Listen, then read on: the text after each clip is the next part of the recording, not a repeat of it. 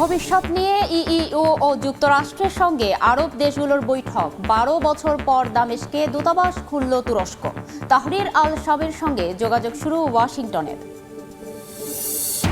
পিয়ংইয়ংয়ের ষড়যন্ত্র ঠেকাতে সেনাদের সতর্ক থাকার আহ্বান দক্ষিণ কোরিয়ার ভারপ্রাপ্ত প্রেসিডেন্টের।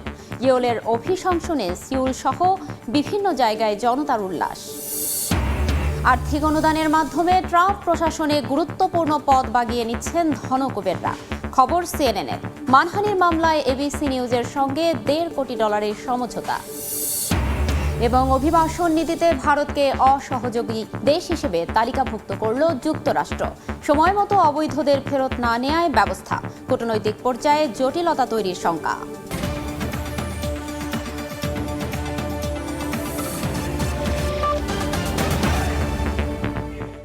আন্তর্জাতিক সময়ের সঙ্গে আছি আমি ফারজান আলিনা। সিরিয়ার ভবিষ্যৎ নিয়ে ইউরোপীয় ইউনিয়ন, যুক্তরাষ্ট্র ও জাতিসংঘের প্রতিনিধিদের সঙ্গে জর্ডানে বৈঠক করেছে আরব দেশগুলোর পররাষ্ট্রমন্ত্রী। এছাড়া বিদ্রোহী গোষ্ঠী হায়াত তাহরির আল শামের সঙ্গে ওয়াশিংটনের যোগাযোগ হয়েছে বলে নিশ্চিত করেছেন মার্কিন পররাষ্ট্রমন্ত্রী অ্যান্টনি ব্লিংকেন। এদিকে প্রায় ১২ বছর পর দামেস্কে নিজেদের দূতাবাসের কার্যক্রম শুরুর কথা জানিয়েছে তুরস্ক। অ্যান্টনি ব্লিংকেন মার্কিন প্রশাসন বিদ্রোহী গোষ্ঠীকে তাদের কার্যক্রম এবং শাসন ব্যবস্থার বিষয়ে স্পষ্ট বার্তা দিয়েছে বলে জানান তিনি। গোষ্ঠীটিকে একসময় আল কায়দার সঙ্গে যুক্ত থাকায় সন্ত্রাসী গোষ্ঠী হিসেবে চিহ্নিত করে নিষেধাজ্ঞা আরোপ করেছিল যুক্তরাষ্ট্র। First, yes, we've been in contact with HTS and with other parties, and we've also shared the principles that I just laid out for our ongoing support, principles again that have now been adopted by countries throughout the region and well beyond. And we've communicated those. এদিকে যুক্তরাষ্ট্র, ইউরোপীয় union এবং জাতিসংঘের প্রতিনিধিরা জর্ডানে আরব পররাষ্ট্রমন্ত্রীদের সঙ্গে বৈঠক করেছেন সিরিয়ার ভবিষ্যৎ নিয়ে। এতে উপস্থিত আরব পররাষ্ট্রমন্ত্রীরা সিরিয়ার অভ্যন্তরীণ পরিস্থিতি এবং নতুন প্রশাসনের দৃষ্টিভঙ্গি নিয়ে আলোচনা করেন। তাদের লক্ষ্য দেশটিতে একটি ঐক্যবদ্ধ এবং প্রতিনিধিত্বমূলক সরকার গঠন করা। এদিকে প্রায় ১২ বছর পর দামেস্কে তুরস্কের দূতাবাস কার্যক্রম শুরু করেছে। ২০১১ সালে শান্তিপূর্ণ বিক্ষোভকারীদের উপর সরকারের সহিংসতার জেরে দূতাবাসটি তার কার্যক্রম বন্ধ করে দেয়। ইয়াসিন মোহাম্মদ জিসান, সময় সংবাদ। ইসরায়েলি বাহিনীর অব্যাহত হামলা থেকে রক্ষা পাচ্ছে না নিরীহ ফিলিস্তিনিরা। স্থানীয় সময় মধ্য গাজার দের আল বালাহ ও গাজা সিটির একটি শরণার্থী শিবিরে নেতানিয়াহু বাহিনীর হামলায় প্রাণ হারিয়েছেন অন্তত ১৭ জন। এর মধ্যেই গাজায় যুদ্ধবিরতির বিষয়ে আলোচনা করতে মিশরের প্রেসিডেন্ট আবদেল ফাত্তাহ আল সিসির সঙ্গে বৈঠকে বসেছেন যুক্তরাষ্ট্রের জাতীয় নিরাপত্তা উপদেষ্টা জ্যাক সুলিভান। এদিকে পশ্চিম তীরের জেনিনে ফিলিস্তিনের নিরাপত্তা বাহিনীর সঙ্গে সশস্ত্র গোষ্ঠীর সংঘর্ষে এক অস্ত্রধারী নিহত হয়েছেন। গাজায় যুদ্ধবিরতির বিষয়ে মিশরের প্রেসিডেন্ট আবদেল ফাত্তাহ আল সিসির সঙ্গে বৈঠকে বসেছেন যুক্তরাষ্ট্রের জাতীয় নিরাপত্তা উপদেষ্টা জ্যাক সুলিভান। শনিবার মিশরে আলোচনাকালে উপস্থিত ছিলেন যুক্তরাষ্ট্র ও মিশরের প্রশাসনিক কর্মকর্তারা। এ সময় যুদ্ধবিরতি ও হামাসের কাছে জিম্মিদের মুক্তি নিয়ে আলোচনা হয়েছে বলে জানিয়েছে প্রেসিডেন্টের দপ্তরের পক্ষ থেকে। অন্যদিকে গাজায় যুদ্ধবিরতি নিয়ে ইতালির প্রধানমন্ত্রী জর্জিয়া মেলোনির সঙ্গে বৈঠক করেছেন ফিলিস্তিনের প্রেসিডেন্ট মাহমুদ আব্বাস। এ সময় ফিলিস্তিনের পাশে থাকার প্রতিশ্রুতি দিয়েছেন মেলোনি। সীমান্ত নিরাপত্তা ও কঠোর অভিবাসন নীতির আওতায় ভারতকে অসহযোগী দেশ হিসেবে তালিকাভুক্ত করেছে যুক্তরাষ্ট্র। দেশটির অভিবাসন ও শুল্ক সংস্থা আইসিই জানিয়েছে, মার্কিন সীমান্ত পাড়ি দেয়া অবৈধ ভারতীয়দের ফেরত না নেয়ায় এমন পদক্ষেপ নেওয়া হয়েছে। সংস্থাটির এ তালিকায় আরও আছে Bhutan, Cuba, Iran, Pakistan, Russia ও ভেনেজুয়েলা। নিতে যথেষ্ট সহযোগিতা করেনি মোদি প্রশাসন। প্রতিবেদনগুলোতে আরও বলা হয়েছে, যুক্তরাষ্ট্র থেকে 14,50,000 অবৈধ অভিবাসীকে বিতাড়িত করার পরিকল্পনা নেওয়া হয়েছে। এর মধ্যে 18,000ই ভারতীয়।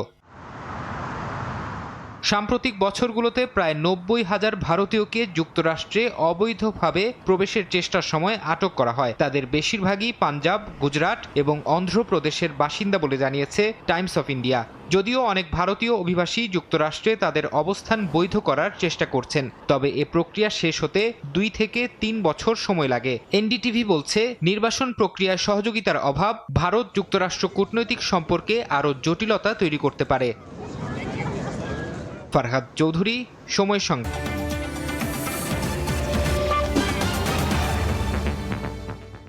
ইউন সুক ইয়োলের অভিশংসনের পর দক্ষিণ কোরিয়ার ভারপ্রাপ্ত প্রেসিডেন্ট হলেন দেশটির প্রধানমন্ত্রী হ্যান ডাক-সু।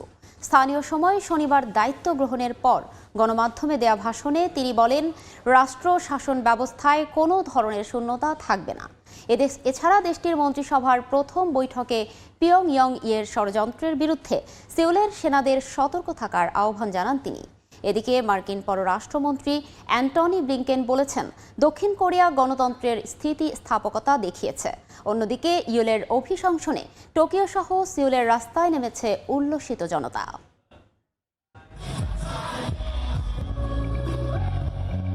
হাতে পতাকা ও প্রেসিডেন্ট বিরোধী ব্যানারে উল্লাস করছেন হাজার হাজার জনতা। কেউ কেউ হাসলেও অনেকের চোখেই ছিল আনন্দাশ্রু।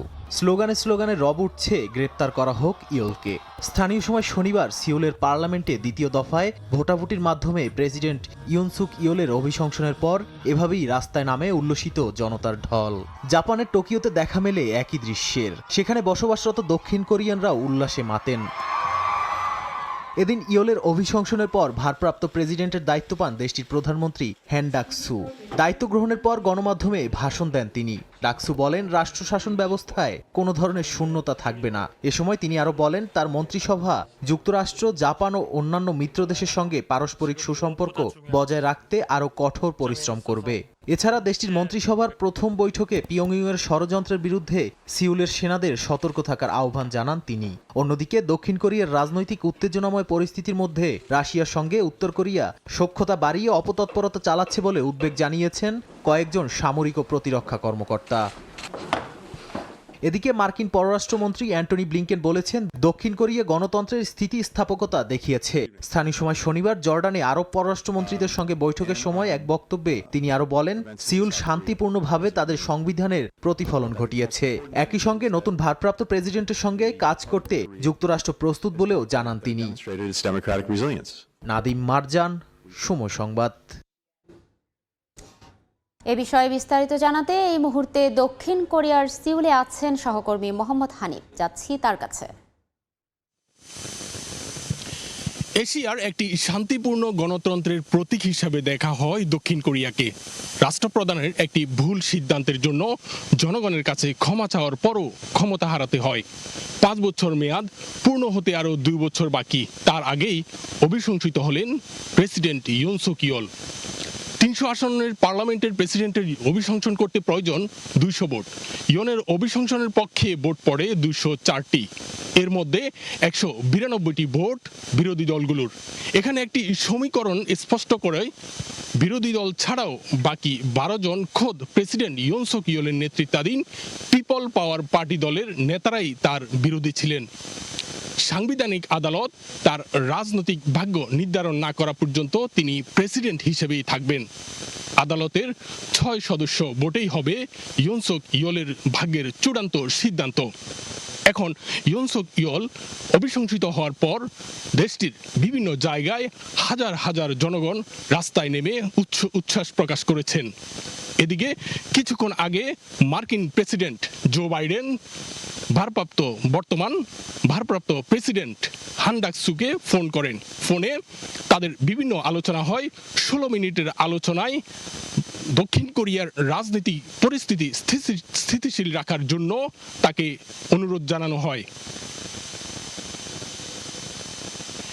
এই ছিল দক্ষিণ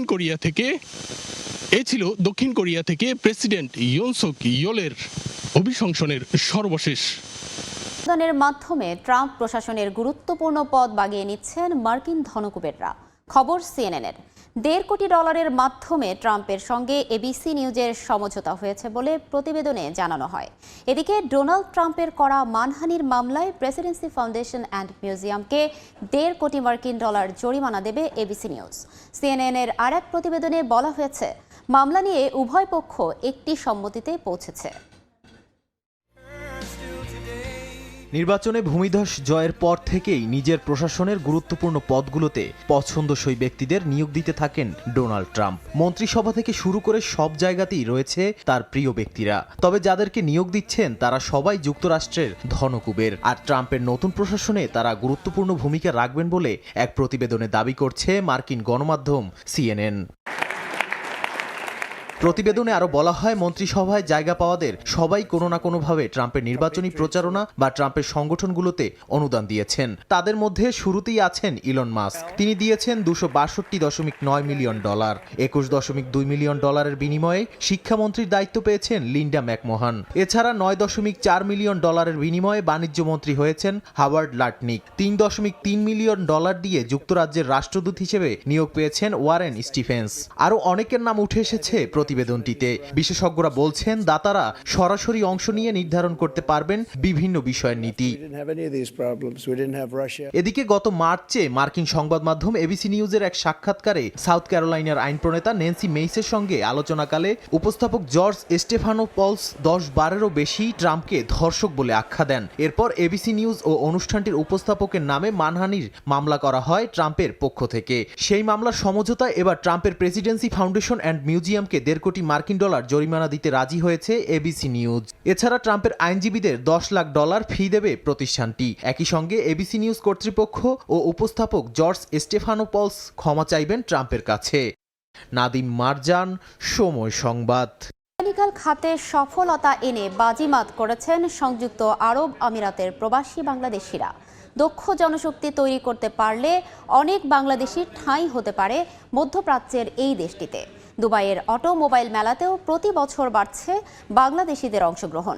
দুবাই থেকে শিবলি আল সাদিকের রিপোর্টে বিস্তারিত। সংযুক্ত আরব আমিরাতের মেকানিক্যাল খাতে বেড়েছে প্রবাসী বাংলাদেশিদের বিনিয়োগ। দক্ষ ও পরিশ্রমী হওয়ায় বাড়ছে বাংলাদেশি মেকানিকদের কদর, যার সুনাম ছড়িয়ে পড়েছে মধ্যপ্রাচ্য জুড়ে। আরব আমিরাতের বিভিন্ন শহরের শিল্প এলাকায় অধিকাংশ মেকানিক্যাল অটো ওয়ার্কশপের মালিক প্রবাসী বাংলাদেশিরা। অত্যাধুনিক পদ্ধতিতে গাড়ি মেরামত, স্পেয়ার পার্টস সংযোজন, অটো ইলেকট্রিক ও গাড়ির ইঞ্জিন ফিটিং সহ নানা ধরনের যন্ত্রাংশ তৈরি করছেন তারা। এতে স্বল্প বিনিয়োগেই লাভের মুখ দেখছেন প্রবাসীরা। আমার এখানে আপাতত দুজন আছে, একজন অটো ইলেকট্রিশিয়ান, একজন অটো মেকানিক। দুজন ঢাকায় কাজ করছে, তারা ভালো। বড় বড় কোম্পানির কাজ আমি করি শুধুমাত্র আমার কর্মদক্ষতা দিয়ে, আমার কাজের কোয়ালিটি দিয়ে আমার এখানে টিকে আছি আজকে দীর্ঘ 1997 থেকে। ওরা মোটামুটি আমাদের কাজে সন্তুষ্ট। তো যা মোটামুটি সবগুলো মিলে বাঙালি প্রবাসীরা মোটামুটি এখানে মেকানিক জগতের একটা ভালো সুনামের সাথে আছে। বাংলাদেশিরা জানান, প্রবাসীদের জন্য সফলতার দরজা খুলে দিয়েছে মেকানিক্যাল খাত। তবে দীর্ঘদিন ভিসা বন্ধ থাকায় দেখা দিয়েছে কর্মী সংকট। দক্ষ কর্মী তৈরির পাশাপাশি ভিসা জটিলতা এড়াতে পারলে আগামীতে এই খাতে বাংলাদেশিদের কর্মসংস্থান বাড়বে বলে মনে করেন তারা। গাড়ির মার্কেটটা হচ্ছে খুব ভালো মার্কেট এবং বিশেষ করে বাঙালিদের জন্য। ভবিষ্যতে যেন আবার বিষয়টা খুলে সেটা মেন ফোকাস করতে হবে। We are participating in auto mechanical for the first time and also it is a very important show for us. Dubai আন্তর্জাতিক অটোমোবাইল মেলাতেও বাড়ছে বাংলাদেশিদের অংশগ্রহণ। 9 তারিখ থেকে 12 ডিসেম্বর পর্যন্ত চলা এই মেলায় বাংলাদেশি সহ বিশ্বের 2 শতাধিক প্রতিষ্ঠান অংশ নেয়। শিবলি আল সাদিক, সময় সংবাদ, সংযুক্ত আরব আমিরাত। দেখছেন আন্তর্জাতিক সময়। সামাজিক যোগাযোগ মাধ্যম টিকটকের ওপর নিষেধাজ্ঞা আরোপ স্থগিত করার প্রস্তাব বাতিল করেছেন যুক্তরাষ্ট্রের আদালত। মার্কিন আইন অনুযায়ী প্রতিষ্ঠানের মালিকানা যুক্তরাষ্ট্রভিত্তিক কোনো প্রতিষ্ঠানের কাছে হাতবদল না করলে দেশটিতে বন্ধ করে দেয়া হবে টিকটক। এই নিষেধাজ্ঞা কিছুদিনের জন্য স্থগিত করার জন্য আদালতে আবেদন করে টিকটক ও এর মূল প্রতিষ্ঠান বাইটডান্স। তবে শুক্রবার তা বাতিল করে দেয়া হয়। দ্রুত সুপ্রিম কোর্টে এই মামলার নিষ্পত্তি করা সম্ভব না হলে যুক্তরাষ্ট্রে বন্ধ করে দেয়া হবে টিকটক। প্রতিষ্ঠানটি হারাবে অন্তত 17 কোটি ব্যবহারকারী, নতুবা 19 জানুয়ারির মধ্যে মালিকানা ছাড়তে হবে বাইটডান্সকে।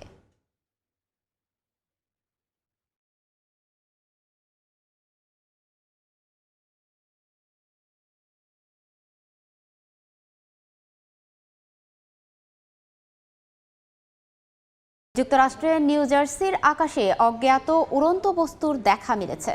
প্রাথমিকভাবে ড্রোন বলে ধারণা করা হলেও পরে এ ধারণা থেকে সরে এসেছে যুক্তরাষ্ট্রের গোয়েন্দা সংস্থা FBI এবং হোমল্যান্ড সিকিউরিটি।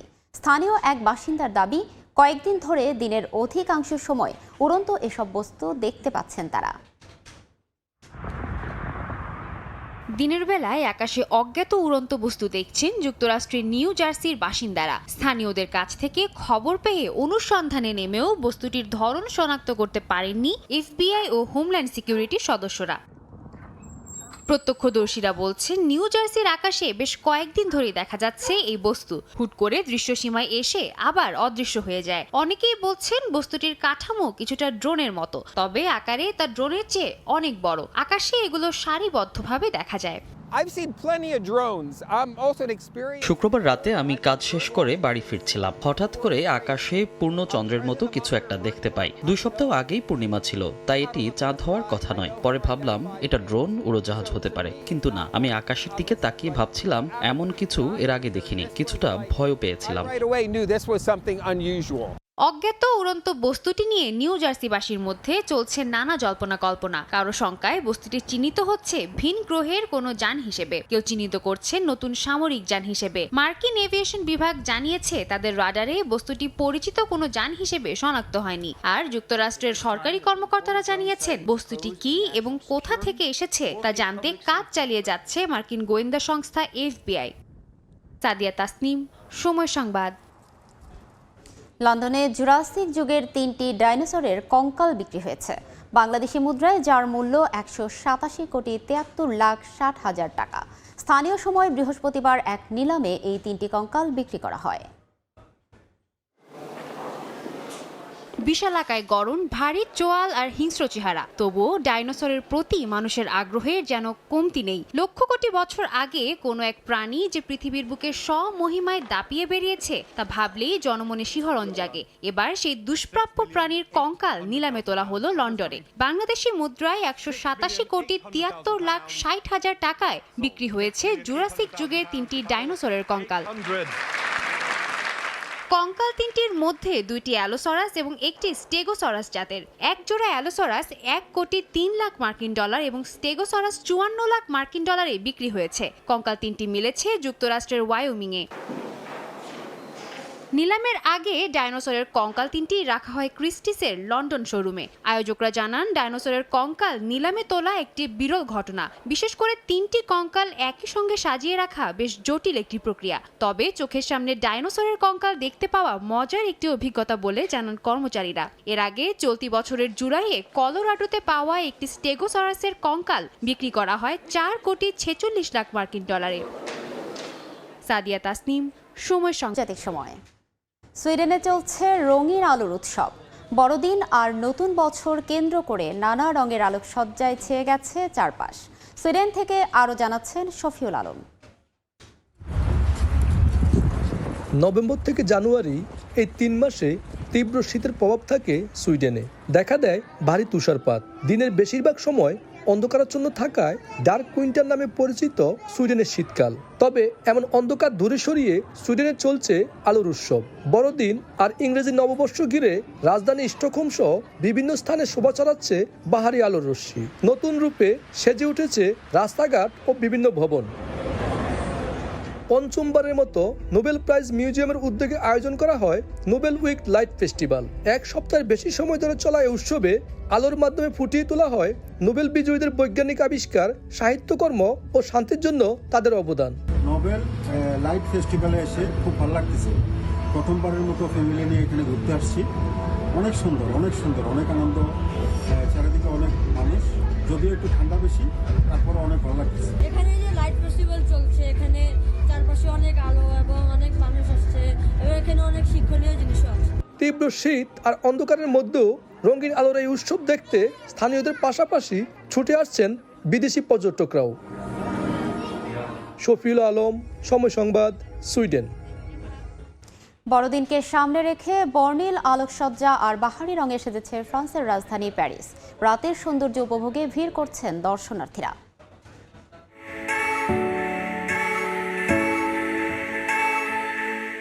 লাল, নীল, কমলা, বেগুনি সহ নানা রঙের আলো ঝলমলে শহর বলে দেয় উৎসব এসে গেছে। বড়দিন উপলক্ষে তাই ফ্রান্সের রাজধানী প্যারিস সেজেছে বর্ণিল সাজে।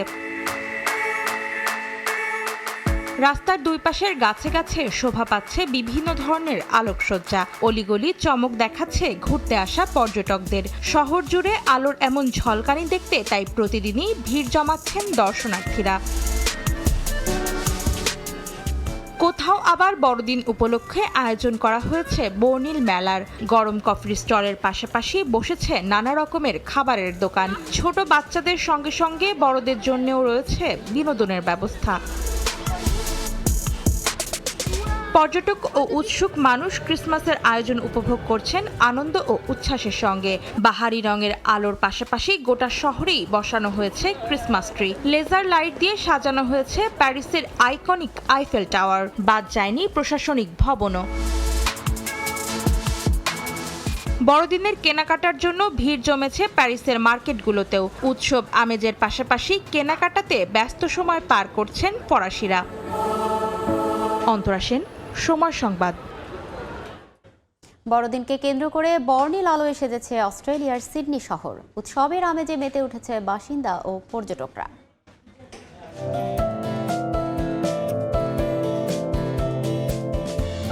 বিশাল আকারের ক্রিসমাস ট্রি জ্বলছে নানা রঙের আলোয়। শহরের বাসিন্দা ও পর্যটকদের জন্য বিনোদনের সবচেয়ে বড় আকর্ষণ হয়ে উঠেছে এই ক্রিসমাস ট্রি। অস্ট্রেলিয়ার সিডনি শহরে বড়দিন উপলক্ষে তৈরি করা হয়েছে দেশের সবচেয়ে লম্বা ক্রিসমাস ট্রি, যেখানে ব্যবহার করা হয়েছে 1 লাখের বেশি লাইট এবং 300-র বেশি বাবল লাইট। একই সঙ্গে বিভিন্ন রং ও নানা ধরনের ফুলে সাজানো হয়েছে। শহরটিতে 25শে ডিসেম্বর কেন্দ্র করে চালু হয়েছে রাতের বাজার। বড়দিনকে বরণ করে নিতে মার্কেটটিতে বিক্রি করা হচ্ছে নানা মিষ্টি জাতীয় খাবার। শীত ও উৎসবের আমেজের মেলবন্ধন উপভোগ করতে ব্যস্ত দর্শনার্থীরা। অনেকেই পরিবার নিয়ে ঘুরতে এসেছেন। মুহূর্তগুলোকে স্মরণীয় করে রাখতে নিজেদেরকে ক্যামেরাবন্দি করে রাখছেন অনেকে। 2 সপ্তাহ পরই বড়দিন। বছরটি নিজেদের সবচেয়ে বড় ধর্মীয় উৎসব দিয়ে শেষ করতে অধীর আগ্রহে দিন পার করছেন খ্রিস্ট ধর্মাবলম্বীরা, যার পূর্ব প্রস্তুতি হিসেবে নিজেদের শহরকে নতুন রূপে সাজিয়েছেন তারা। অর্জিতা শেজিন, সময় সংবাদ। ডেনমার্ক ও সুইডেনের সেন্ট লুসিয়া ডে উপলক্ষে আয়োজন করা হয়েছিল বর্ণিল আলোর উৎসব। সুসজ্জিত নৌকা খালে ভাসিয়ে তাকে স্মরণ করে ডেনমার্কবাসী। দেখে মনে হয় যেন নদীর বুকে টিম টিম করে জ্বলছে হাজারো প্রদীপ। আদতে সোনালি বাতিতে অন্তত 400 নৌকা সাজিয়ে ডেনমার্কের রাজধানী কোপেনহেগেনের খালগুলোতে ভাসিয়ে দিয়েছেন শহরটির বাসিন্দারা। গলা মিলিয়ে গান গাইতে গাইতে আলোয় সুসজ্জিত নৌকায় চেপে শহরের আশেপাশে ঘুরে বেড়াচ্ছেন তারা। রোমান সাম্রাজ্যে নিপীড়নের শিকার হয়ে মৃত্যুবরণকারী খ্রিস্টান সেন্ট লুসির স্মরণে এই মনোরম অনুষ্ঠানের আয়োজন করা হয়। মনোমুগ্ধকর এই আয়োজনে অংশ নিতে সারা দেশ থেকে ছুটে যান হাজারো মানুষ। উপভোগ করেন মনোরম দৃশ্য। অনেকে আবার কুচকাওয়াজেও অংশ নেন। নৌকা চালানোর সময় অনেকের মাথাতেই নকল মোমবাতি দিয়ে সেন্ট লুসিয়ার মুকুটের আদলে তৈরি মুকুট দেখা যায়। I think just the whole atmosphere is very cozy and also very magical in a way. Just all the lights reflecting in the water and in, I don't know what these are called, but like the different sparklings everywhere and yeah.